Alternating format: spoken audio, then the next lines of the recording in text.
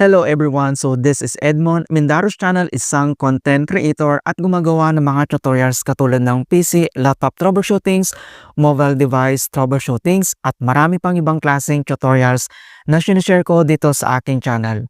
At kung bago ka lang sa aking YouTube channel, so please huwag mong kakalimutan mag-like, share at subscribe. I-click mo na rin yung bell notifications para ma-update ka sa aking mga bagong videos and tutorials. So sa video ito ay pag-uusapan natin at i-guide ko kayo on how to manage notification settings on a Shopee app. So dito naman, ito yung options na pwede mong i-turn off, i-disable, enable yung mga notifications dito sa ating Shopee applications. Alright, so wag na nating patagalin at start na natin. So ang next step ay kailangan mo lang i-open yung Shopee applications mo.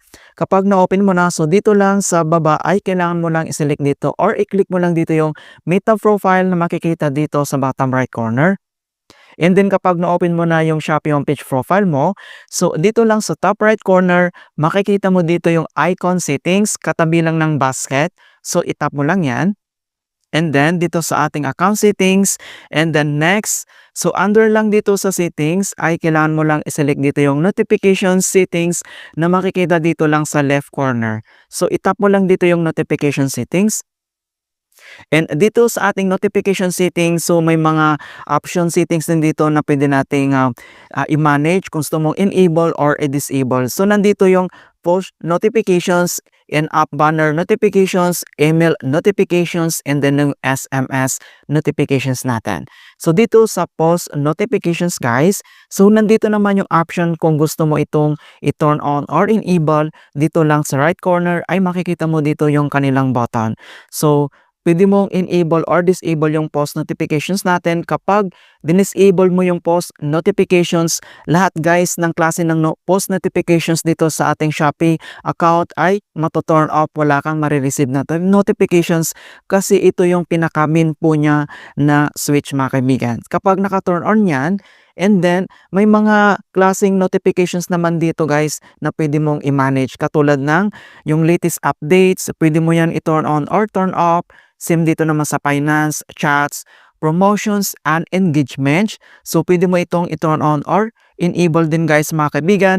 Kapag naka-turn off yung promotions and engagements, totally wala kang marireceive na updates on upcoming deals and campaigns dito sa Shopee.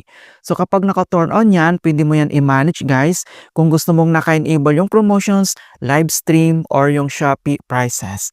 Ayan guys, so napakasimple lang kung paano natin ito i-manage. So dito naman sa notification sound, so pwede mong baguhin guys yung notification sounds na ating Shopee. So guys, ito yung pinaka-default niya, ito yung naririnig natin lagi na Shopee. Guys, pwede mong baguhin dito. So may mga bago na rin dito na notification sound na pwede mong i-select. Okay, so after dito sa push notifications, and then dito naman sa in-app banner notifications. So i-click mo lang yan. And then, so dito sa in-app banner notifications, so nandito naman yung kanyang button kung gusto mo itong enable or i-disable. Once totally na-disable ito, so wala kang marireceive din na banner notifications while using Shopee app. So kapag naka-enable yan, and then may mga pwede mo naman itong i-manage katulad ng chats. So receive chat notifications while using Shopee app. Pwede mo yan i-turn on or turn off. Same naman dito sa promotions and then yung shops updates on shop page. So pwede mo yan i-turn on or enable, turn off, disable mga kaibigan. It depends on your preferences. Alright, so dito naman sa ating email notifications, so same naman dito kapag naka-turn off yan, so totally wala kang marireceive na important account notifications, reminders cannot be turned off.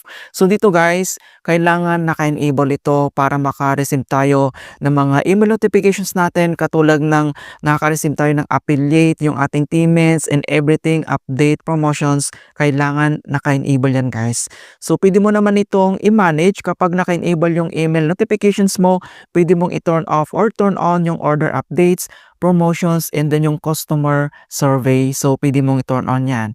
Alright, so dito naman yung huli, ito yung SMS notifications.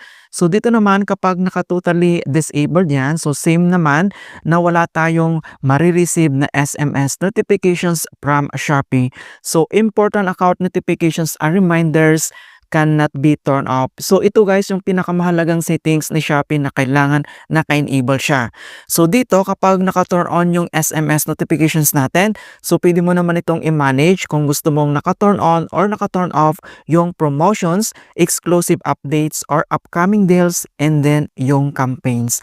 Ayan guys, so napakasimple lang talaga kung paano natin i-manage yung notifications dito sa ating Shopee app.